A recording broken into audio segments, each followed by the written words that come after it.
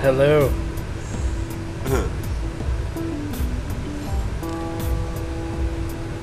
I'm here with Jesse Hughes. Right over a project currently called Kiwi Jones and the Communist Apricot Caper. No, that's Howard Hughes. I thought it was Kiwi Jones. You got Howard the wrong guy. What's your favorite Chinese place? I guess the Mushi Kitchen. Where's that at? It's over there on 377.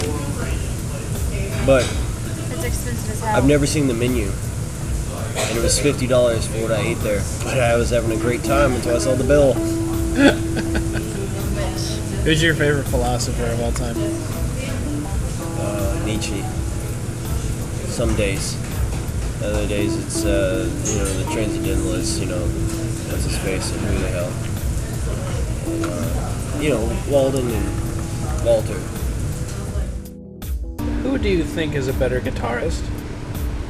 Dimebag Darrell or Steve Vai? Dimebag, all the way. But Steve Vai loves the Pandemic Scale so much. Yeah, but Steve Vai also has incredible problems making music that's listenable to. What are you smoking?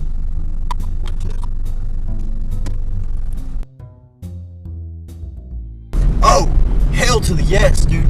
You go straight down this thing right here, and they built a fucking house right next to it. There's another little half pipe. And did my first tag work right there. Oh yeah? Yep.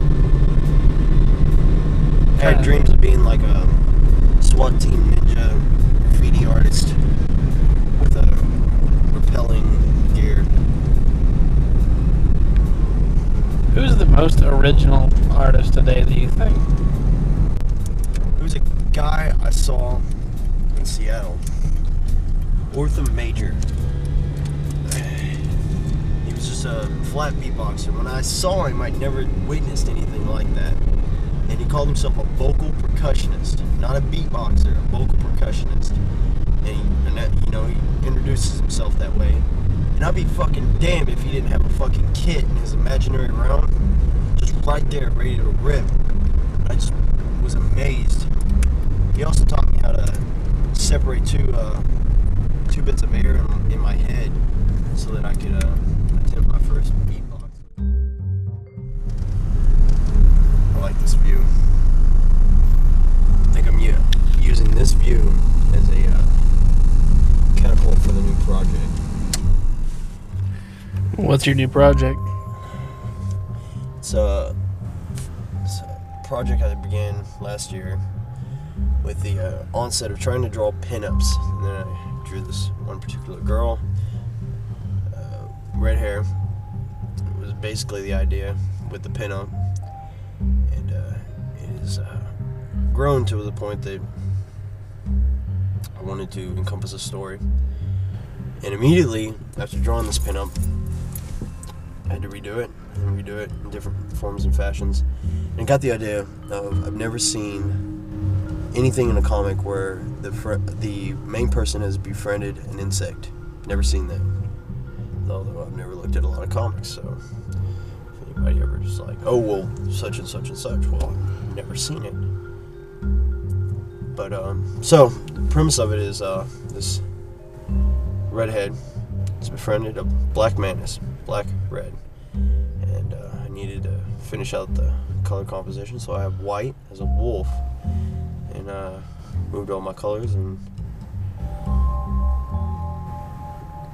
premise of the story, I once had this dream about a man in a black bathtub staring at a window, and he's looking at a moon, but the moon was not a moon, but a mechanical object in the place of a moon. And the mechanical object actually was probably one of my inner memories of staring at the heater in the bathroom, because bathroom's always a really nice place when you're fucked up. Many people will agree. I mean, there's nothing like your cheek on cold tile for sobering you up or just putting you to sleep. Anyway, so I've stared at this heater many times, and you look at the coil, And I thought of that as a moon. So I've taken that idea and I've placed it in a setting. And the setting is a city that has left a population. Where it's left to, I didn't want to do a space travel. I opted more for interdimensional. I wanted the inner dimensions of a person instead of the inner dimensions of reality, but reality is perception. Perception is from a person. So the city is left, and I've been playing with the idea of the original redhead being Australian, because Australia is like Texas, but it just said "fuck you, America," and it's off in the ocean all by itself. I don't know if anybody else thinks Australia is Texas, but I do. I've never been there. So this city has said "fuck you" to the populace and is traveling to another dimension. And its entire populace has been turned to dust. Thus, I got my red sands of Australia. I think the sands are red, but then again, I've never been there. And so basically, if you were there in this city that said "fuck you, populace," you would live and breathe the bloody ashes of everybody you ever known. And that potentially sustains my main character. For villains, I got shadows. The shadows of the people that were once there. Well, that's the new project, not to spoil anything, but get you a little excited. Not like a masturbation excited. The only word I used there was pin up. If that gets you off, then you probably don't want to read this.